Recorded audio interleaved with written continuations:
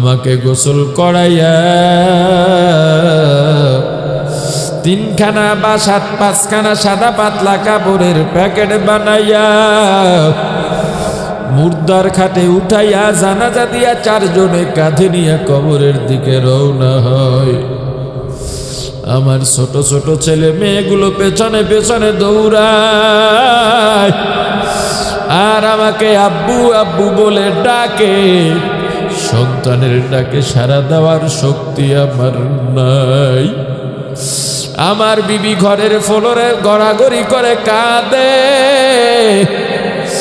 আমার মা বাড়ির দরজায় গাছের আড়ালে দাঁড়াইয়া আমার লাশের দিকে তাকাইয়া তাকাইয়া কাঁদে। আমাকে কবরের মধ্যে রেখে মাথার মুষ্টি খুলে পায়ের বাঁধন খুলে উঠে গেল সবাই বাঁশের চালি দিয়া।